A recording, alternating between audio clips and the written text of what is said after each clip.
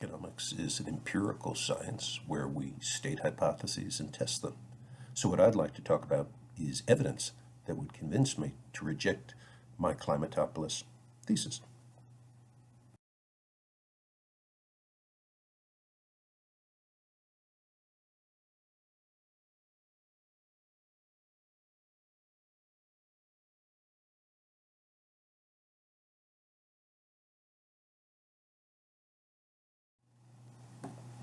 Here's the cover of my 2010 book, published by Basic Books.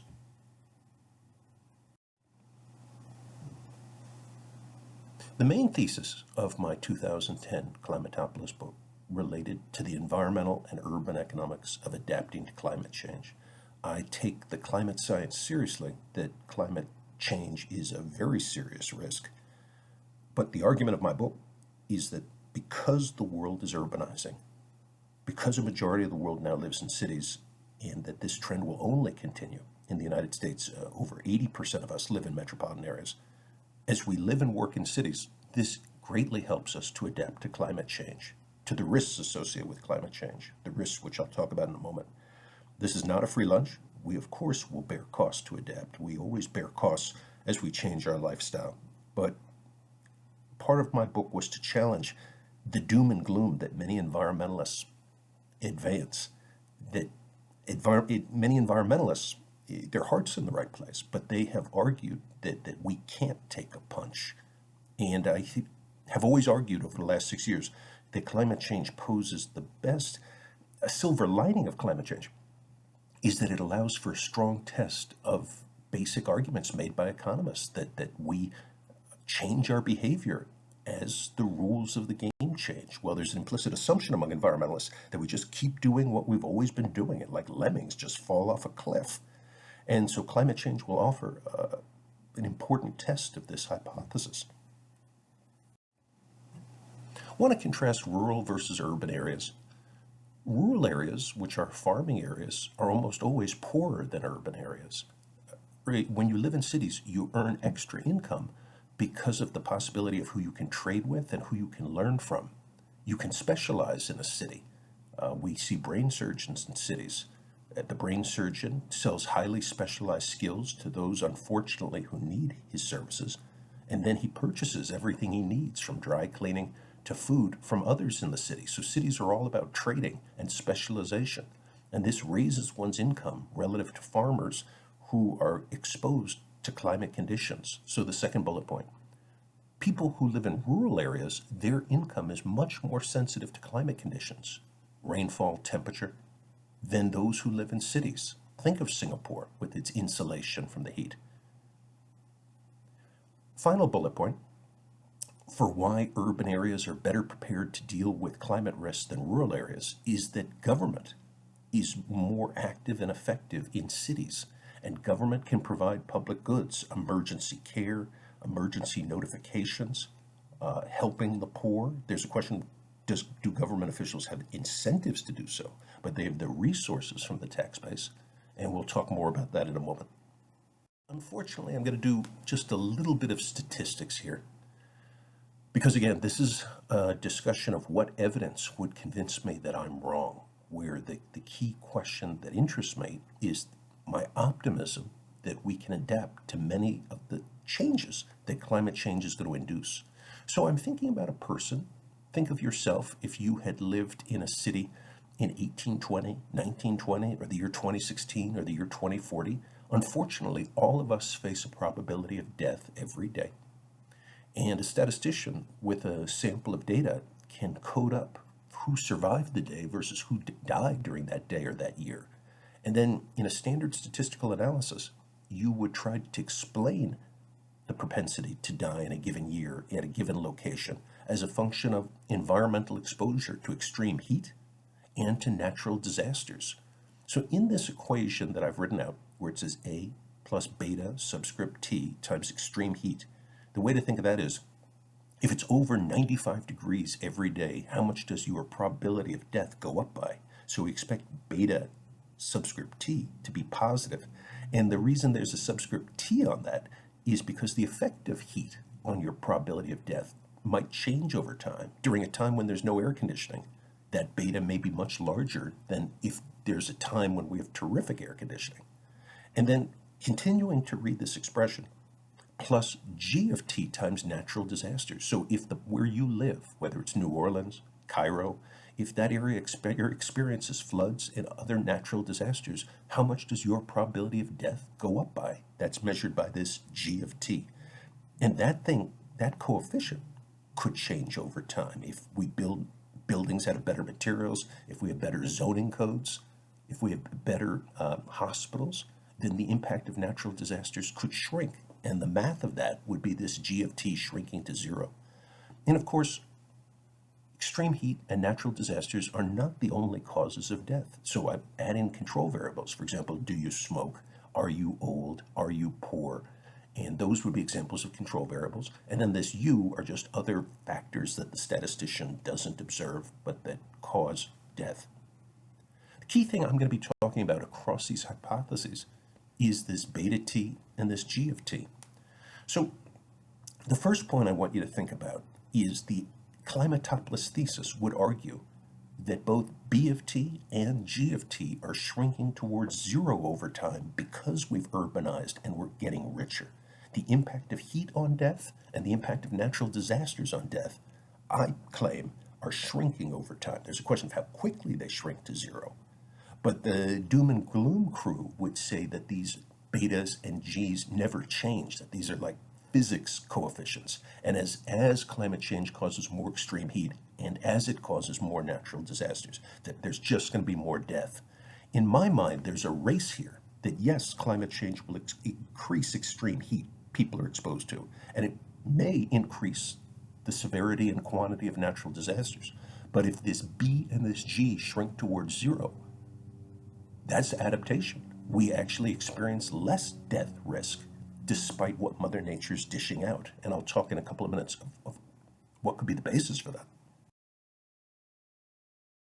Hypothesis number 2, same setup again, but this time instead of studying deaths, your probability of dying, I'm studying your income. If we were all farmers, and I have the same explanatory variables again, if we were all farmers, you would think that beta would be very negative, that when farmers are exposed to extreme heat, that their income declines. Again, the adaptation hypothesis here is because we're urbanizing, when there's extreme heat, like on a daily basis in Phoenix, Las Vegas, Singapore, in those urban places, people just go to work and air condition themselves. They are not poor because of the heat. And so in that sense, yes, if we were farmers, those betas could be very negative. Intuitively, again, when it's over 95 degrees outside, that farmers just don't function well. They don't grow much output and they don't want to be out there. But in an air-conditioned urban setting, the statistics of that is beta converging to zero. Perhaps more controversial is the G here. So with natural disasters, does that reduce income? But again, if we have a higher quality real estate stock of homes that can take a punch, our cities may not be disrupted by natural disasters and we just get back to living our urban lives. And the statistics of that would be that this G subscript T is converging to zero over time. A third related hypothesis is resource consumption. By resource consumption, I mean how much electricity we consume, how much water we consume. And it's been claimed that as we try to adapt to climate change, that we will just run our air conditioners all day long and that we will consume a huge amount of resources. And if those power is generated by fossil fuel like natural gas and coal, this will exacerbate the risk of climate change. So a key question here is the adaptation hypothesis posits that as air conditioners become more energy efficient, we would not increase our electricity consumption by that much, even when it's extremely hot. By the definition of efficiency, if we have more energy efficient products, like cars, like a Prius or a Tesla, or if we have energy efficient air conditioners, that beta there shrinks towards zero, even on extremely hot days, that we wouldn't sharply increase our electricity consumption. That's a hypothesis that's testable. Here's some evidence of adaptation, and I did not write this paper. So the JPE is the Journal of the Political Economy. It's a leading journal from the University of Chicago. And here's a paper published, here's a graph, the key graph from a paper published this year. What the authors are studying using US county level data, they're asking the question, when it's over 90 degrees, what is the extra impact on mortality? And what is the mortality rate? How many people per thousand die during those years if it's extremely hot? And they're graphing this over time from the 1920s to the 1990s.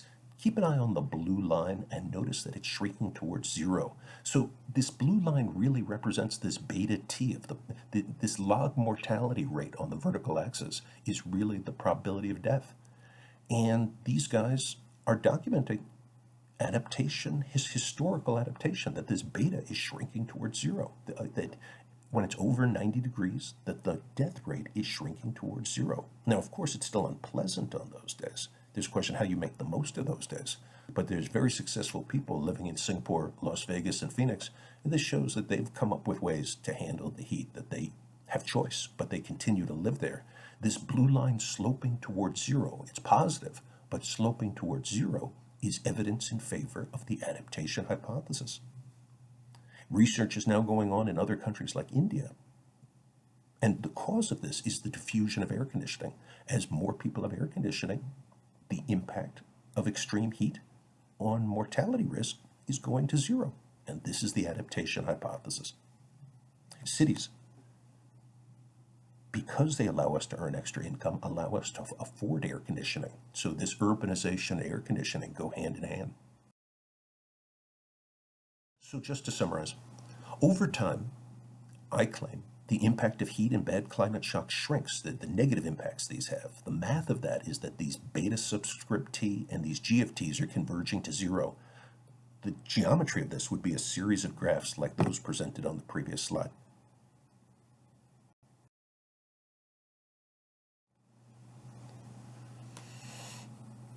Today, there's many researchers estimating these historic relationships, like the three hypotheses I just discussed. I certainly view this as a useful exercise. These researchers seek to understand how climate change, as measured by extra heat and natural disasters, will affect our future economy. While I respect this historical econometric work, I don't view it as a useful exercise for predicting the future because it implicitly assumes no adaptive behavior at all. To take some historical relationship between heat, extreme heat, and mortality, and then to use that to predict future deaths from future heat is to implicitly assume that those probability of death regressions are like a law of physics, that equation, that those B's and G's that I was talking about never change. And that's a worst case scenario. There's an implicit assumption there that we don't learn from our mistakes and we don't innovate. So to wrap up, the micro foundations for the Climatopoulos optimistic adaptation hypothesis is the following. Our climate scientists do their homework and they know what they're doing. While there's many unknowns, they continue to make progress identifying those places that face the greatest climate risks. This information is dispersed to the public. Many of us now have cell phones. There's widespread internet information technology spreading this information. Armed with this information and armed with the income we've earned as urbanites, self-interested, risk-averse households who seek to be safe and comfortable make the best choices. If there's cases of coastal households who worry about sea level rise, this creates a demand for-profit firms to innovate, to come out with new products that protect us. And this is this induced innovation hypothesis. The induced innovation hypothesis is that demand creates supply. If there's billions of people on the planet, each of whom has the income and the concern that they're at risk due to climate change, this creates a demand, which creates a profit motive for the Elon Musks and the Mark Zuckerbergs to innovate. And so I don't believe in magic, but I do believe in induced innovation, that entrepreneurs are always looking for an opportunity, and one person's crisis is another person's opportunity. And I think many environmentalists ignore this channel of the dynamic nature of capitalism to step up and fill the void for those challenges we face. And it's this combination of arguments that leads those betas and G's to shrink towards zero, this dynamic process laid out here. Rawls was a famous philosopher at Harvard, and he always said that a fair society would seek to protect the poorest of the poor. And so, some final thoughts. How will the urban poor be protected from sea level rise and natural disasters? To me, the question here is, what is the quality of the housing they live in? Where is their housing? What are their coping strategies on very hot days? Are their options improving over time? These are the key questions that a fair society would ask. And a richer society, an urban richer society, has the resources to help the poor to minimize their risk exposure in our hotter future.